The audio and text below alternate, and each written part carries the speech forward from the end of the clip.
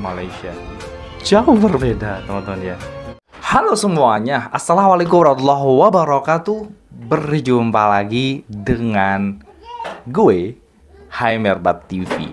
Oke, apa kabar nih hari ini? Mudah-mudahan kabar daripada teman-teman semoga ya seperti biasa selalu sehat teman-teman ya, selalu berkah umurnya, selalu dipermudah segala urusannya oleh Allah juga, amin amin ya rabbal alamin.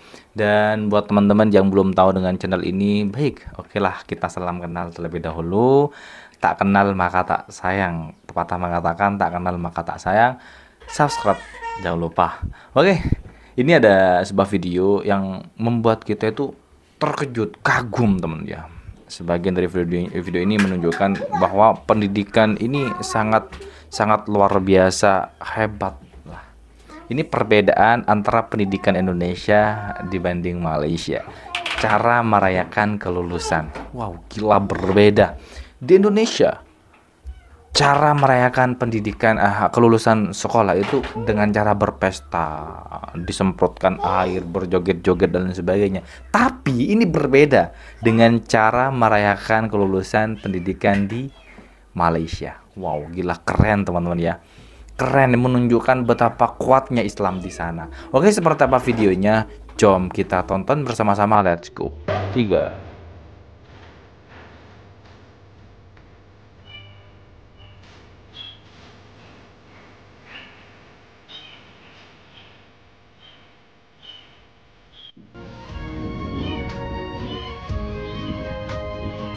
Malaysia jauh berbeda teman-teman ya. Masya Allah. Ini disclaimer, maaf teman-teman, disclaimernya saya taruh di sini. Ini bukannya gue ini mau merendahkan pendidikan yang ada di Indonesia, cuman ini bisa jadi sebuah pelajaran lah buat kita. Bagaimana kalau kita itu tiru pendidikan di Malaysia, ambil pendidikan yang baik-baik saja teman-teman, yang tidak baik ya buang-buang saja sih. Ini luar biasa. Ini menunjukkan bahwa betapa kuatnya syariat Islam di Malaysia. Luar biasa, Masya Allah, keren lah.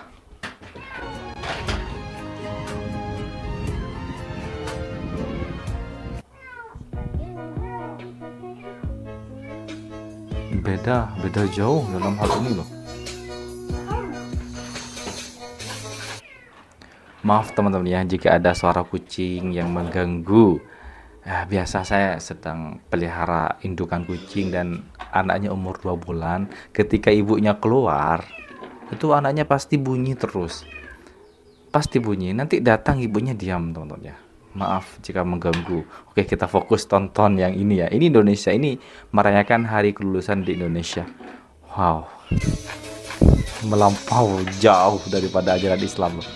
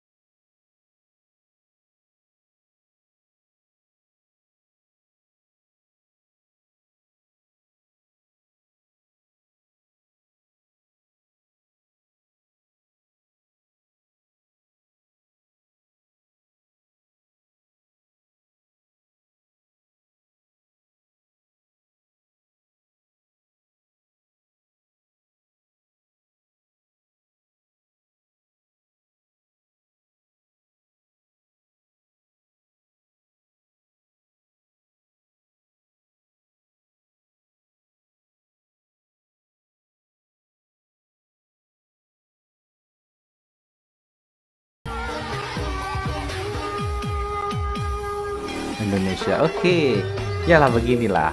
Ini sudah tren teman-teman ya. Di Indonesia tren seperti ini.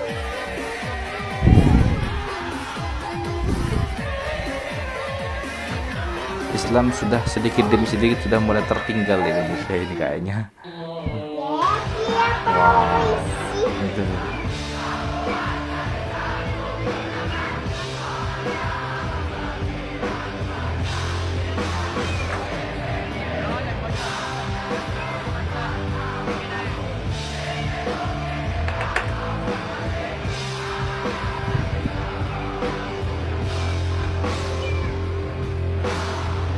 Jauh berbeda ternyata ya. Aduh. Wih, ini Malaysia, lagi-lagi Malaysia menunjukkan betapa hebatnya Islam di sana loh.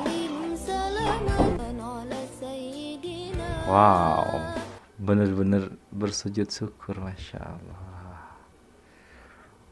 Hebat ya, di Malaysia tuh hebat. Gue mau cerita nih Jauh soal berbeda. pendidikan di Indonesia yang lagi rame dibahas belakangan ini, dan juga mau bandingin sama pendidikan di Malaysia. Ini penting banget buat kita ngerti gimana kondisi pendidikan di dua negara tetangga ini dan apa yang bisa kita pelajarin. Di Indonesia ada program CSR dari salah satu perusahaan yang ngadain sekolah prasekolah gratis buat anak-anak dari keluarga yang nggak mampu. Gratis. Ini bagus banget. Tapi masalahnya milih siapa yang bener-bener nggak mampu tuh ternyata susah banget. Lo bayangin aja, banyak keluarga yang punya HP dan motor, tapi rumah mereka lantainya masih tanah. Jadi, bener-bener bikin bingung buat nentuin siapa yang layak dapat bantuan. Nah, kemarin gue dengar obrolan menarik dari Ibu Antarina, seorang ahli pendidikan yang udah lama banget berkecimpung di dunia pendidikan Indonesia. Menurut dia, kondisi pendidikan di Indonesia saat ini sangat kritis. Sangat Biaya sekolah kritis. terus naik, banyak Iya. anak yang putus sekolah karena nggak mampu bayar. Padahal, kalau kita mau maju di tahun 2045 nanti, pendidikan tuh jadi kunci utama. Semua orang setuju, pendidikan itu penting banget buat masa depan negara kita. Ibu Antarina bilang, perubahan dalam pendidikan itu harus cepat dilakukan, karena industri lain juga berubah dengan cepat. Masalahnya, banyak orang tua yang masih berpikiran kayak dulu. Kita dulu juga begini, gak masalah kok, sukses juga. Padahal, dunia udah berubah. Cara belajar dan mengajar juga harus berubah. Makanya, menurut Ibu Antarina, Kementerian Pendidikan tuh yang paling bertanggung jawab buat mulai perubahan ini. Betul. Tapi, dia juga bilang, walaupun pemerintah belum bisa berubah banyak, dia dan timnya di sekolah udah mulai jalanin pendidikan yang mereka percaya. Betul. Ibu Antarina cerita pengalaman pribadinya waktu sekolah di luar negeri. Dia bilang di sana, dosennya ngajarin mata kuliah operational management, tapi caranya beda banget. Bukannya ngajarin rumus-rumus doang, dosennya malah ngajarin pakai puisi. Dan ngajarin buat ngerti gimana caranya dapat rumus, bukan cuma hafalin rumus doang. Dari situ dia sadar pendidikan kita tuh harus berubah. Kita harus ngajarin anak-anak buat mikir kritis, nyari solusi sendiri, dan ngerti konsep-konsep yang dipelajarin, bukan cuma ngafal doang. Betul, Sekarang, sangat betul di sekali. sekolah yang dia dirikan, anak-anak diajarin buat milih sendiri, berpikir kritis, dan ngerti gimana caranya ngasih kontribusi buat masyarakat. Harus Jadi, seperti itu. mereka bukan cuma belajar buat dapat nilai bagus, tapi juga buat ngerti dan bisa ngelakuin hal-hal nyata.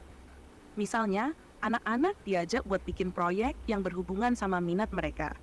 Kalau ada yang suka mobil, mereka disuruh bikin proyek tentang mobil, nyari masalah apa yang bisa dipecahin, dan gimana caranya bikin solusi yang bermanfaat buat masyarakat. Itu bagus, Menurut teman-teman. Ibu Antarina, sistem penilaian di sekolah juga nggak boleh cuma ngelihat dari skor aja. Yang penting tuh gimana anak-anak bisa ngerti konsep dan aplikasiin di berbagai konteks. Makanya, dia nggak setuju kalau penilaian cuma dari skor standar. Dia lebih setuju anak-anak dinilai berdasarkan kemampuan mereka dalam aplikasiin ilmu yang mereka pelajari ke situasi nyata. Ini Jadi bagus. kalau ada anak yang nilainya belum bagus, dia bilang itu belum, bukan gagal. Anak itu masih punya kesempatan buat belajar lagi sampai dia benar-benar ngerti. Ya, sangat betul. Masalahnya, Setuju. banyak orang tua yang masih ngeliat nilai anak doang. Jadi, susah buat ngerubah mindset mereka. Mereka harus ngerti kalau yang penting tuh kemampuan hidup anak-anak, bukan cuma nilai bagus doang. Orang tua juga harus mulai ngedukung perubahan ini dengan ngasih kesempatan anak-anak buat belajar dengan cara yang lebih kreatif dan inovatif. Sangat betul. Sebenarnya Setuju. perubahan ini nggak bisa cuma datang dari sekolah atau pemerintah aja. Semua pihak harus terlibat, termasuk orang tua dan masyarakat.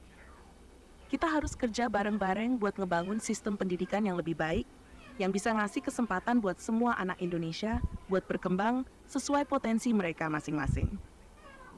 Nah, sekarang kita lihat Malaysia. Di Malaysia, pendidikan juga punya tantangan tersendiri. Pemerintah Malaysia udah cukup lama ngelakuin reformasi pendidikan buat ningkatin kualitas dan aksesibilitas pendidikan. Keren. Salah satu program yang menonjol adalah program transformasi pendidikan yang dimulai sejak tahun 2013.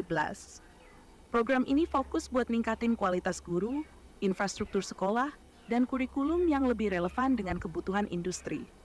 Malaysia juga punya program bantuan pendidikan yang mirip dengan program CSR di Indonesia. Oh, Tapi bedanya di Malaysia, sistem pendataan mereka lebih terstruktur. terus gini. Mereka Ini punya data bagus yang nih. lebih akurat buat nentuin siapa yang benar-benar butuh bantuan. Mm-mm. Selain itu, Malaysia juga lebih fokus pada pendidikan teknis dan vokasional buat nyiapin siswa langsung masuk ke dunia kerja. Namun, tantangan terbesar di Malaysia adalah kesenjangan pendidikan antara daerah perkotaan dan pedesaan. Meskipun ada kemajuan signifikan, tapi masih ada daerah-daerah terpencil yang kekurangan fasilitas pendidikan. Betul. Ini mirip dengan Indonesia, di mana akses ke pendidikan yang berkualitas masih jadi masalah besar di banyak daerah. Mm-mm. Secara keseluruhan, Indonesia dan Malaysia sama-sama menghadapi tantangan besar dalam bidang betul. pendidikan. Tapi mereka juga punya inisiatif dan program yang bertujuan buat ningkatin kualitas pendidikan. Kita bisa belajar dari pengalaman Malaysia dalam hal reformasi pendidikan dan bagaimana mereka mengatasi masalah kesenjangan pendidikan. Begitu juga sebaliknya, Malaysia bisa belajar dari inisiatif-inisiatif inovatif yang dilakukan di Indonesia. Sebagai penutup, gua mau bilang, ayo kita semua peduli sama pendidikan. Bukan cuma buat anak kita sendiri, tapi buat semua anak di Indonesia dan Malaysia. Karena masa depan negara kita ada di tangan semua anak di Indonesia dan Malaysia. Karena masa depan negara kita ada di tangan mereka. Jadi Betul. mari kita dukung perubahan, mari kita dukung pendidikan yang lebih baik. Terima Betul. kasih udah dengerin cerita gue. Sangat betul. Semoga bermanfaat dan bisa jadi inspirasi Amin. buat kita Amin. semua. Oke teman-teman semuanya, itulah video reaction hari ini. Ini sangat bagus sekali. Sistem pendidikan di Malaysia itu lebih jauh terstruktur dibandingkan dengan sistem pendidikan di Indonesia. Dan yang awal video saya memang dijadikan sebuah video awal karena kita itu sebenarnya Islam terbanyak di dunia, tapi Islam itu sudah terkikis, tersingkirkan. Ajaran-ajaran Islam sudah tersingkirkan di negara ini, teman-teman. Kebanyakan merayakan kelulusan di sekolah-sekolah di beberapa daerah di Indonesia itu sudah modern, teman-teman. Sudah joget-joget. Berbeda jauh dengan Islam di Malaysia. Pendidikan, merayakan kelulusannya saja luar biasa, menampakkan betapa kuatnya Islam di sana. Saya berharap, sebagai penduduk Indonesia, saya berharap bagaimana Indonesia itu bisa jauh lebih baik daripada Malaysia tentunya ke depannya. Amin. Oke, teman-teman ya, mudah-mudahan video ini menghibur, penuh dengan informasi juga. Buat kalian yang suka, silahkan di like, komen, dan share teman-teman ya pada video ini. Seperti biasa. Baik, kita akhiri dan ketemu di next video berikutnya. Assalamualaikum warahmatullahi wabarakatuh.